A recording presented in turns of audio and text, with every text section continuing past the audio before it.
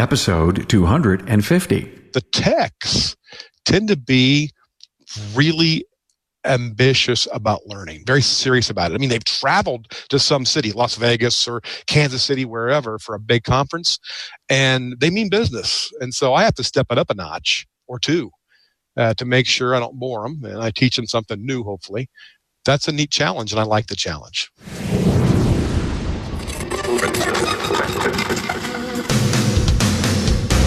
Welcome, aftermarketers, to Remarkable Results Radio. Listen to learn just one thing from today's episode on your journey to remarkable results.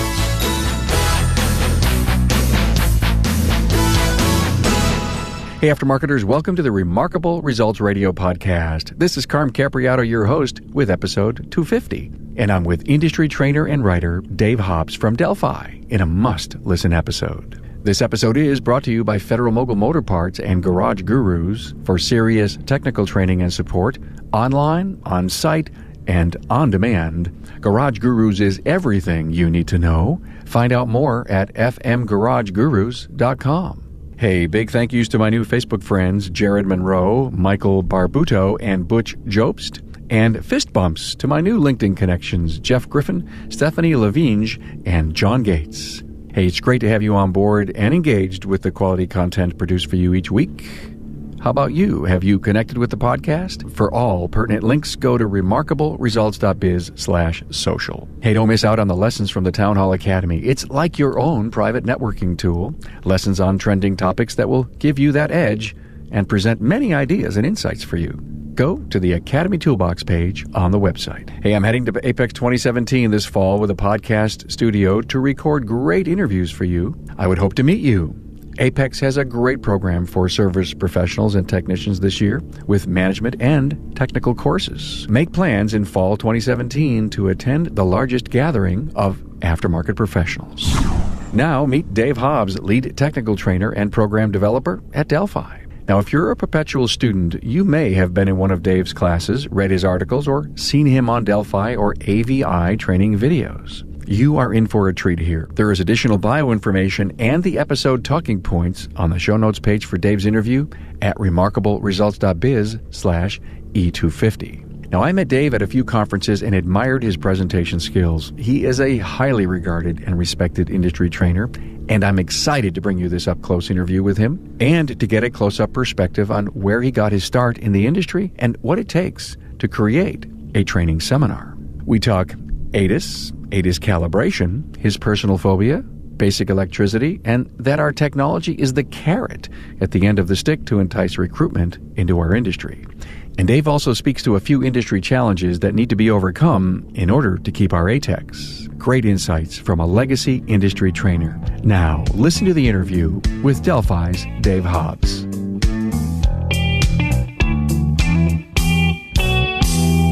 A warm welcome to Dave Hobbs, lead field tech trainer and developer at Delphi. Hi, Dave. Hey, Carm. How's it going? Fabulous. Wow, what a big title. You have got responsibility. Yeah, the whole world's right on my shoulders. Not. I'm loving what I'm doing. I know you do. I've heard you speak, and you are, first of all, you're dynamic, easy to listen to, very passionate about what you talk about. Everyone can tell you love it. But I'm curious about the word developer. What does that involve? We have training courses that we have to update Delphi. And it's not just things we build. It's things that we think technicians are going to want to learn about. So whether we are making a particular part for that particular car or not, we try to have some coverage of, Euros, domestic Asian vehicles, drivability, electronics, you name it, hybrid. And those courses are constantly updated, as well as new courses written. In fact, I'm developing an ADAS course, Automated Driver Assist System course, which is new with the new technology. And updating some hybrid training. We use a lot of contract developers, and I work with them and supply them with information and scan tool captures and information from engineers, things like that to help things go and review the product before we send it to print, and then go out and teach it in the field. That's the field trainer part. That's the part I love the best. You're a busy guy, so people probably don't. Well, maybe a lot of them do realize that you put You do an hour presentation. How many hours behind the scenes does it take to put that on? It's about a 4-to-1 at least, and that's if the fruit is hanging low. You've got some stuff. I call it raw materials. It's like your iron ore and your coal, and you make steel.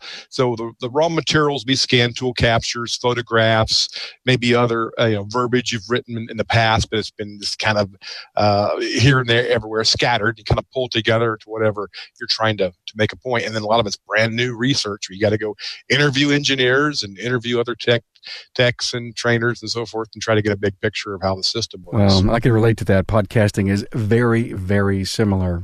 How did you get your start in this industry? Well, Hobbs Auto Electric in the 1970s. Just grew up, pushing a broom, putting parts on the shelf, graduated to oil changes and things like that, tune-ups, before I was probably 16.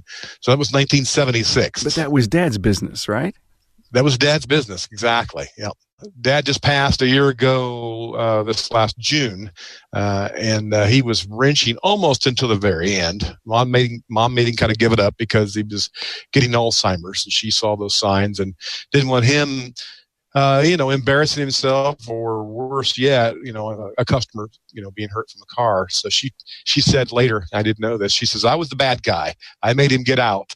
But he had a business behind his house for about 10, 12 years of his unofficial retirement from the business, and had RV owners come in from all over the world, a country, I should say, for accessories and things in the auto electric realm of the recreational vehicles. Auto electric is two words you put together that a lot of technicians today, electric. Well, it's a lost art. The auto electric shops that did rebuilding for years and years, my dad was one. Now you just buy an alternator starter off the shelf. It's kind of like anything else. Rebuilding's kind of gone by the wayside, even engines to some degree. But the beauty of the fact that you learned it got you to where you are today. Yes, I look back over that, Carm, and I'm thinking all my contemporaries were gearheads in high school. They were doing, custom camshafts and things like that. I'm putting electronic ignition on in place that points at condensers in my car. So I was like the techno gearhead kind of guy, the nerd gearhead. Pocket protector guy? Pretty much. I loved it all. See, I have to tell you, those geeks are controlling the world we live in today. And it's you can look back and say, yeah, I was in audio visual in high school. What are you doing today? Oh, software engineer. Okay, so I guess you're telling me how my world works. They have the last laugh. They do. I can't help but always come up to a topic when I talk to a trainer about basic electric and how critical it is for technicians to get back to that class, review that class, and if they don't understand it, probably even into the future, it's going to be even a tougher road.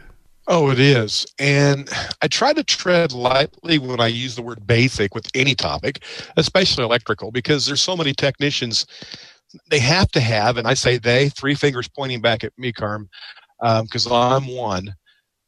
We have to have a degree of confidence. You can call it ego if you want. I mean, healthy ego, normal ego, to say, hey, whatever car comes in my bay, I can fix it. And in order to do that, you kind of hate to say, well, I need remedial, or I need basic this, or I need basic that. So I like to call it fundamental training. But electrical, the fundamentals of electrical are oftentimes evading a lot of technicians' grasp to really master it. And those who have mastered it, usually pretty humble, and they go, you know what, I'll sit in a basic class, call it whatever you want to. I'm sure I'll pick up a thing or two that I've forgotten or I never really learned correctly the first time. So that's kind of how I like to be when I attend anybody else's class, is thinking no matter how basic it is, I'm sure I'm going to learn something. So what's the big blockage to fundamentals? It's that ego thing, in my opinion. It's not learning volts, ohms, and amps. It's not learning what the laws are. As educators, I have to take some blame there too, because sometimes we get a little bit too egg-headed with, trying to be too brainy and talk about valence rings and electrons and neutrons. And Carm, I've never, ever, even visually pictured a neutron or electron or proton to fix a car. But I have used Ohm's law as the concept, especially the relationship, to fix cars. So some of the brainiac stuff is needed and some of it's not. And we put too much of that into training. We kind of lose the techs, and they lose their desire to sit there, and they zone out. I'm talking with Jonathan Giachelli, a technical product specialist with Federal Mogul Motor Parts. So, Jonathan, how does a service professional get the Guru on the Go van to their shop? There's a couple ways. We do what we call cold calls, where we go around and just visit shops based on geographics. And there's also times where we team up with outside sales reps from other parts distributors and visit the shops on that basis. So I love this. You pull into a shop on a cold call, they see the van, and they're probably excited to see you. Yeah. I've had a couple shops where they've actually have already heard of the Gurus via Facebook or social media. So when I show up, they've already been signed up and taken online classes, and now that the van's there, it's really easy to book a lunch and learn. So you're really an extension of the Garage Guru training centers. Yes, absolutely. So you're all done with your lunch and learn. You spend 45 minutes to an hour. Probably that's all you can really get from a busy, busy shop. What are the technicians saying about your shop visit? Oh, they love it. They thank me, every second I'm walking out the door, and just can't wait for me to come back again. Federal Mogul Motor Parts' Garage Gurus is your go-to source for the vehicle training, technology, and answers you need to keep your next job on track. On-site, online, or on demand, the Gurus are here to help keep your business and your career on the road to success. Visit fmgarageguru.com.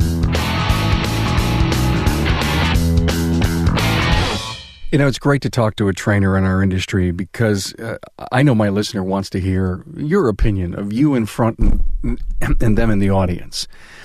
When you see your student get it, is it a endorphin, euphoria feeling that you're doing your job right? Funny you'd say that. It's the exact same words I use. When I talk to other trainers or just think about it myself, and we're junkies for that. That sound of that relay clicking to turn that headlight or that light bulb on in a tech's mind, we can just almost sense it or smell it or whatever, hear it, and it's like, yes, we're getting through. It's like I guess an athlete, hits the ball, a home run or throws a touchdown. It's like I have accomplished my mission. They have got something. Do you desire questions from your students? Definitely. And a handicap for me is hearing. I have 2 hearing aids and even an iPhone app to control them. And I make sure I try to have it up as loud as possible to try to hear what they're saying. And if it's a big enough group, sometimes the question is going to help somebody else. So repeating it, little things like that. But yeah, I definitely endorse them. And I always try to remember to say there's no dumb questions. I may have a dumb look on my face, and I'll have to try to get back with them with an answer, but I don't have all the answers for sure. But I certainly do like the questions. Do you get butterflies before you go on? Yeah, a little bit, especially if it's a topic that's new or I haven't taught it for a while. And it's amazing how much you forget. Even with the normal, I got tested because my father had Alzheimer's. So my wife was a little worried, a few senior moments. So I got tested for that. And the doctor said, well, congratulations, you have a great memory, especially for your age and so forth. And I go, all right. So things I forget, it's just because I'm 50 something. And that being said, I can sit and watch a video I did years ago, 10 years ago, and learn from it. And you would think, well, you did the video, you should know everything in it. No, I knew everything in it 10 years ago when I made it. I've slept since then.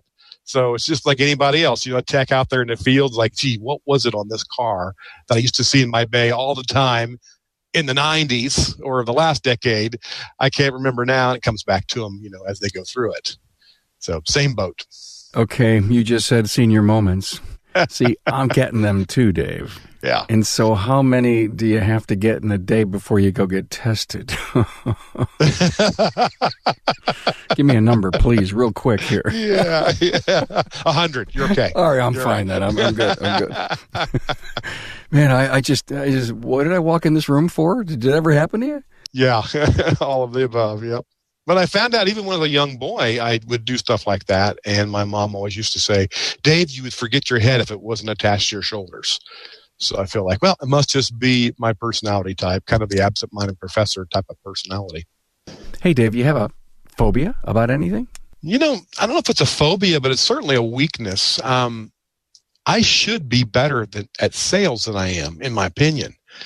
And the crazy thing is, I wish I could go back and sell and, be a service advisor in my dad's shop again, because I've been teaching that topic in a recent last couple of years for Delphi, and I've enjoyed the heck out of it. And I'm kind of wanting to experiment and try it again. But actually going out like to sell our courses to some of the OE customers and so forth that we have, it's still the butterflies you mentioned earlier. That's where I get butterflies, definitely. Ask for the order, I hear, huh? Yeah, asking for the order. Exactly. Okay, so technology. I was impressed last year at Apex as I went around in a tech roundtable. We went into the Delphi booth, and you were in your back room doing such a great demonstration. You were showing products and the insides of the LiDARs and the radars. Is that a big portion of what you're doing now? Yes, it is. I've kind of been focusing more on the conferences and the shows, and not out there in the, all over the country and normal field classes out there in the backs apart houses and colleges and so forth, where we typically do our training. And I love that part because a couple of reasons. You get to see a lot of the same people over again. So it's not a stranger every night. You do see a lot, because the people that go to conferences, technicians, the people who are vendors and so forth, other trainers, you get to see them. So you're on the road. You don't see your family, but they kind of become your family, And I see you all the time. So you're just like a cousin, out there. That's right. Somebody, a familiar face to see. And the other reason is the techs tend to be really ambitious about learning, very serious about it. I mean, they've traveled to some city, Las Vegas or Kansas City, wherever, for a big conference, and they mean business. And so I have to step it up a notch or two to make sure I don't bore them, and I teach them something new, hopefully. That's a neat challenge, and I like the challenge. The thing that I loved about what you are doing, what I saw you do in Detroit at the Connected Cars program, what I saw you do at Apex last year, was to show how the parts are working. I mean, I had a big takeaway, and it was, I think you were explaining that radar is becoming affordable today, and I think you may have shown some larger units from years ago, and they were overheating. These are some of my takeaways, and I was thinking, wow, Delphi is on such the cutting edge in I think you were talking about working with Volvo.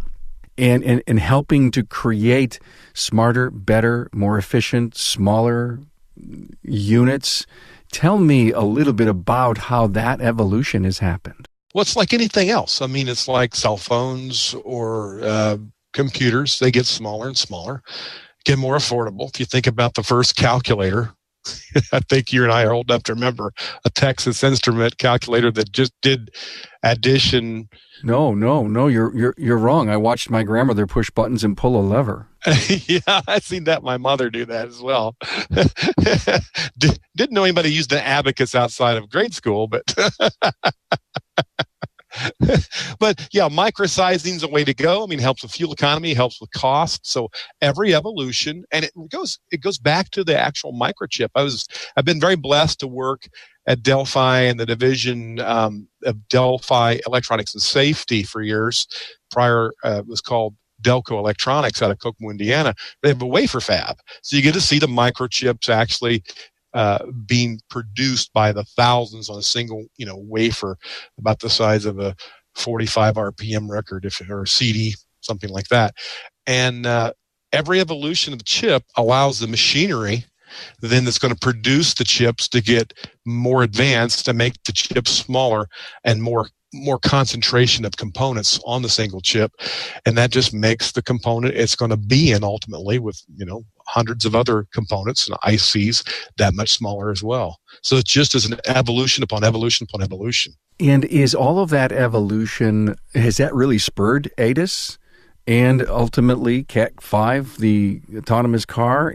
And I guess because we know where we're headed, are engineering companies and companies like Delphi working very hard to make the items more affordable and smaller and better and faster? Yes. I would say safety has been the biggest driving point on that. Not necessarily fuel economy or environmental reasons. Those are out there in a separate sidebar side of technology, but just simply the radars and the cameras and the LiDARs, they are definitely there for consumer safety, reducing accidents, giving more convenience. And I'd have to say, with all the distractions we have today with cell phones and other multimedia things on the car, we want all of our gadgets with us, probably more so even than we have at home sometimes, just to kill time, takes us their eyes off the road. And so I'm not advocating that you substitute, being a safe driver, when you have these other systems, but they do help somewhat offset, I think, some of the distractions that we have. As it keeps you in your lane, warns you of oncoming traffic, warns you of somebody in your blind spot. And some cars, just for styling reasons, have more blind spots than others. As you can probably attest, you drive a few rental cars. Yeah, I have. Absolutely. Is it LiDAR or radar that's really going to make that next generation of technology work, or both of them combined? Well, I've actually studied a little bit about LiDAR. I don't believe, I'm not 100% certain, it may be working on it at Delphi, but smart cameras and radars are the main things we're working on currently in current model production applications. And the problem with LiDAR right now, from what I've seen, if you can picture like the Google car, the autonomous Google car, or the Uber car, yeah, it's a spinning trash can. I kind of joked about that, I think, at that Detroit conference. It's like, well, hopefully it gets smaller and they'll just dress it into the bumper like they have the smaller radars. But right now, it's not exactly an attractive thing to have on top of your roof. But it sends out laser. That's what LiDAR is. It sends out laser. The laser bounces back just like police radar and police laser that detects your speed. Does the same thing, but does it so much it actually can draw an image that looks a little bit like a crazy looking photographic image. As opposed to, you probably have seen some of the photographic images of different colors, almost looks like infrared or something from the smart cameras. So they're doing a little bit of the same job. I believe Tesla is radar and smart camera, and other vehicles are using LiDAR, but they're the ones that are not really that concerned about aesthetics, like a normal production car, like the Uber and the Google car. So if they don't get LiDAR down to some aesthetic component of the car, then you're going to be able to spot an autonomous car instantly, because it's going to have that, if you will, 747 bubble on top, right? Yep. Or you'll actually see the spinning trash can. You'll see the spinning trash can. I love it. So when you get out and start, teaching, and it was a great seminar that you did in Detroit, and you really opened our eyes to lane departure, collision mitigation, side detection, intelligent view cameras. One of the things that I saw was I think it may have been you that said, if the passenger or the person on the side of the road isn't moving, the radar can't pick them up. Is that true? It picks them up, but it sorts it out. Interesting you'd ask that, because just yesterday I'm in a brand new Ford Flex, and I'm using an aftermarket scan tool to communicate with both sides one at a time on the CAN bus, the side radars, for blind spot monitoring. It didn't have lane keep assist, but it had blind spot monitoring. And so I'm having my wife drive, and I'm riding, and I've got the laptop on my lap, and I'm looking at all these different signals that are being received as data PIDs, and there's like 7 of them. So I graphed them all, put them all up on a digital display, and then I graphed them all, and they're seeing everything. They were seeing, let's say, the little bridge abutment you go past on an overpass, and there's a cement wall, let's say 15, 20 feet from the side of your car. They were seeing that. So what the software does, this is like everything today. Software makes it happen.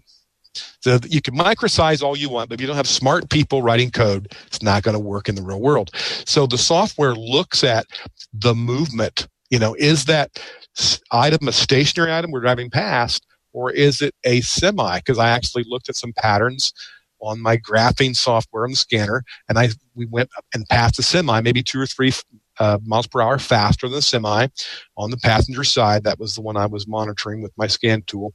And sure enough, there's this really long up, for distance, and then back down like a little square wave that shows the length of the semi past a car, much shorter.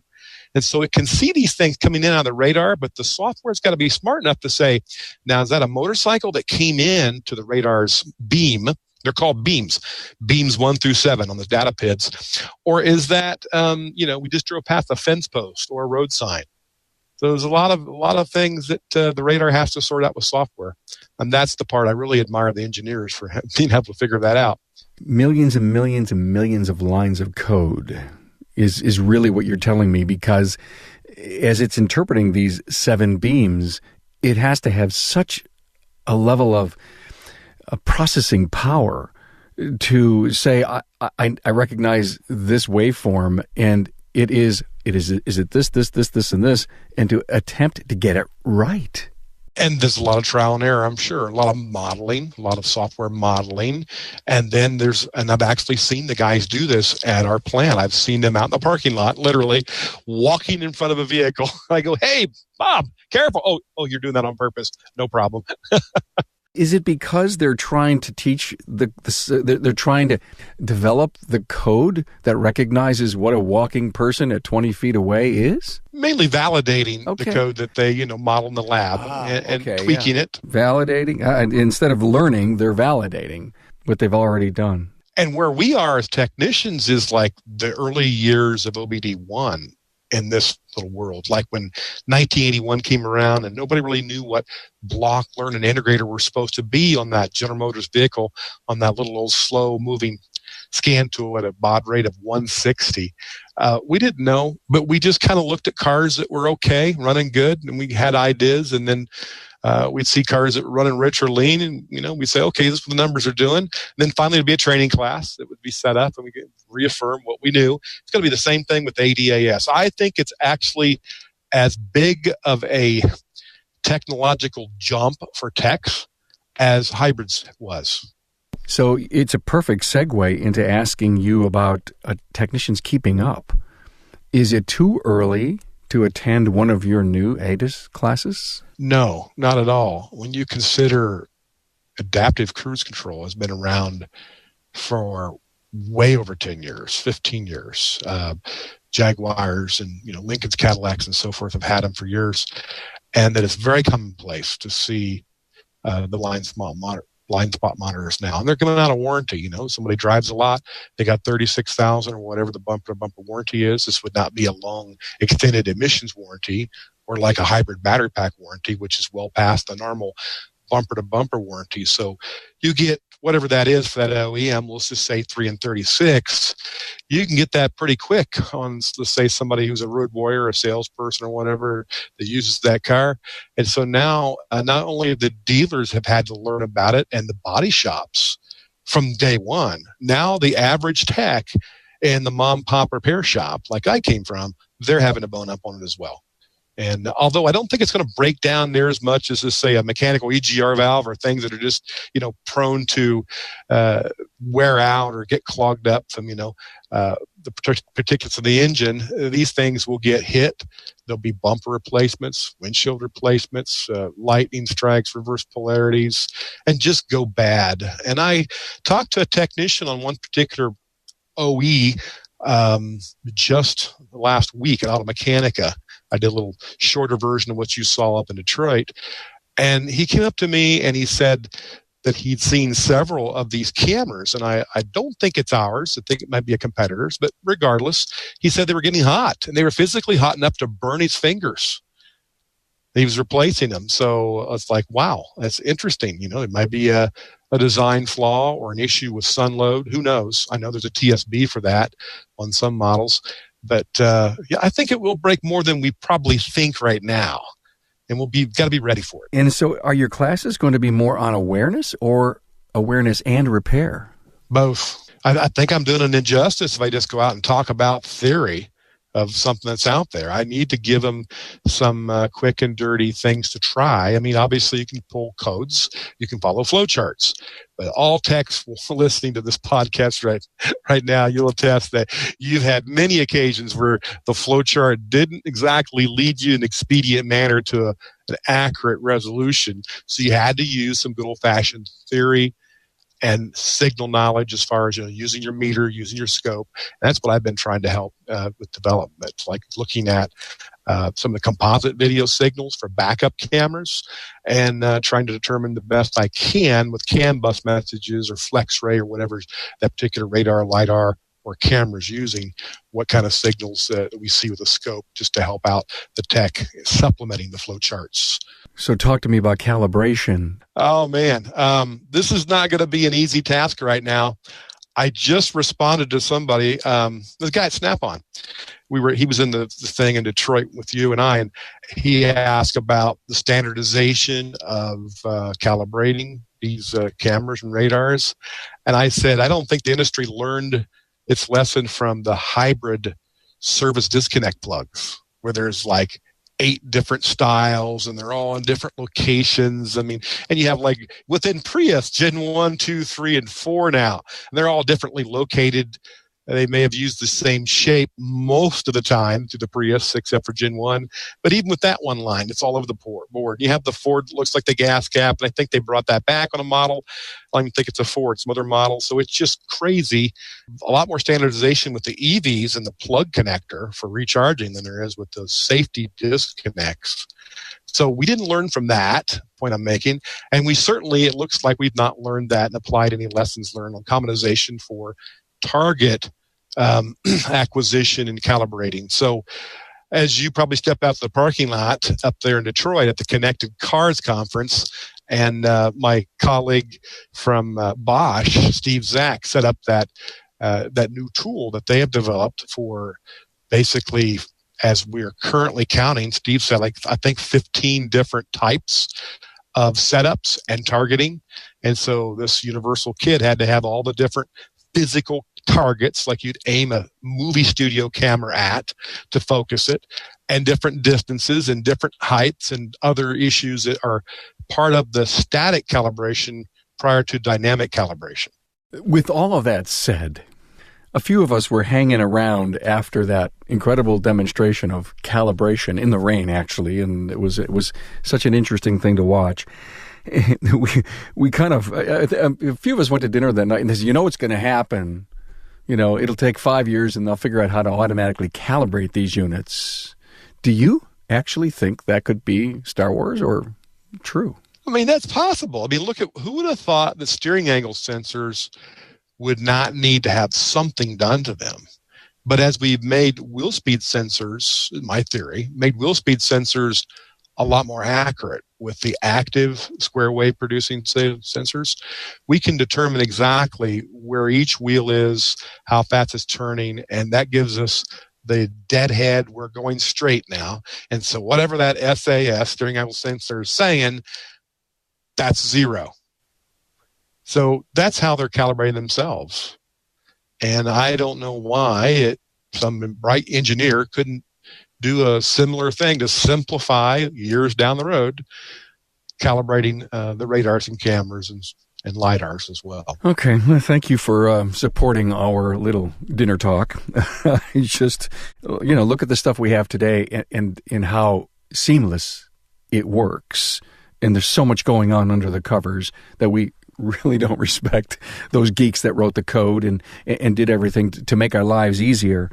You almost think that, we were actually talking, well, this could be a cottage industry of someone going around like a mobile tech and doing the calibrations, but you have to have a perfectly level place. It can't be too light or dark. And it was amazing to look at all the conditions that were necessary to get a good calibration. Yes. One thing I see with the next step beyond the static calibration with the equipment, the targets and so forth, the dynamic calibration, the part where you do the road test. Most of them have a part 2. So once you get it close, then you go to the part 2 and you're driving, and it's like certain speeds. Can't have snow or rain or ice, too much of that. Can be bumper to bumper, can be going under 35, over 55. blah, blah, blah, and a target-rich area. It can't be some boring desert road with nothing along the road. And interesting enough, yesterday when I was driving one of these vehicles, I'm thinking, wow, I can tell by looking at those radar beams if I'm on a target-rich road or not. I mean, I might think it's target-rich, go, yeah, there's some trees, there's some fence posts, but does the radar think it's target-rich zone? Almost sounds like an Air Force bombing term, target-rich area. A voice, when you're doing this, a voice will come on in the car and say, "Find me a target-rich area." So, look, I guess I can't let you go until I ask you about the quote-unquote technician shortage. You know, you're in front of so many Class A type, really good A-techs.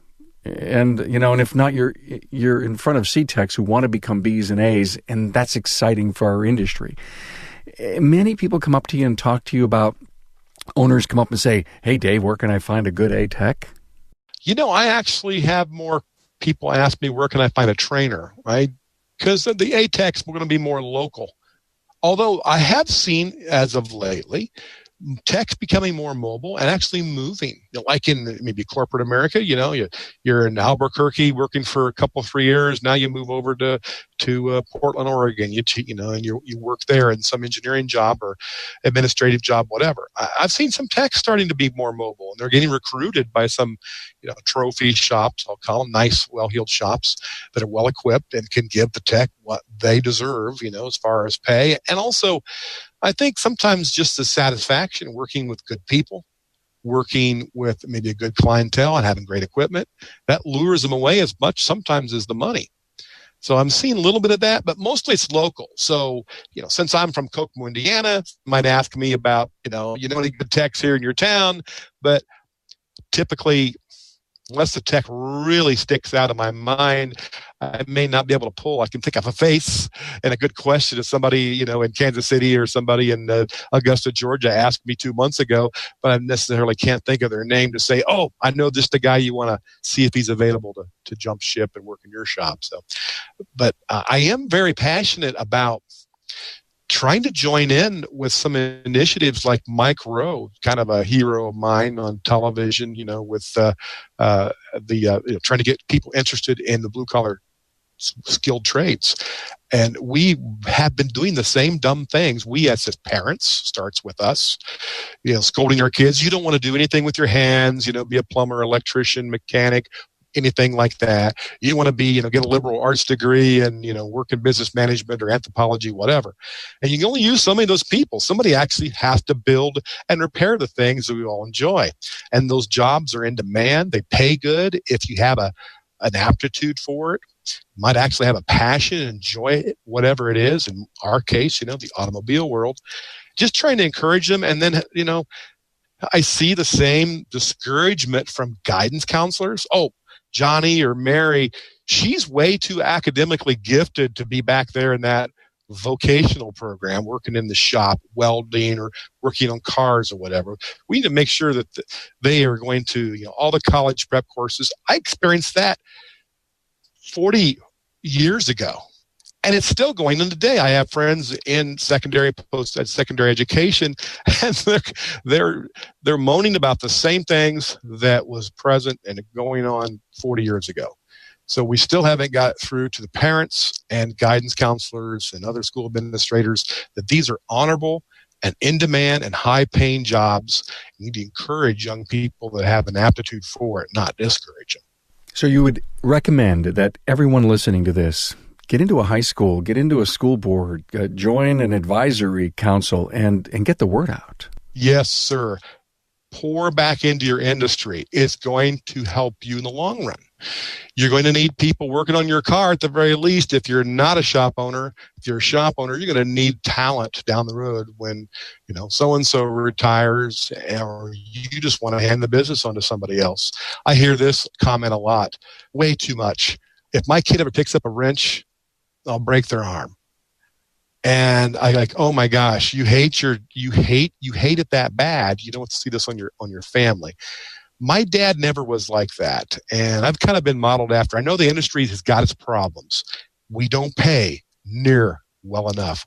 We don't give benefits near high enough, and we shouldn't be making all these young people go into debt of 40, 50, 60 grand with the tool man that pulls up in front of the shop every week just to buy all these tools. It doesn't happen in other countries. Why is it happening here? I mean, the flat rate system is a very flawed system. A lot of shops and some dealers have given up on it and went to salaried if they trust, the person's expertise working for them. But it's definitely a setup for failure, in my opinion, the flat rate industry. And that's another discouragement for people wanting to stay in the business. Thank you so much for that real gut, feel in how you look at things in our industry. That was just great. The future's bright, huh? I think it still is. The technology, to me, is the carrot at the end of the stick. I try to encourage both shop owners and techs alike.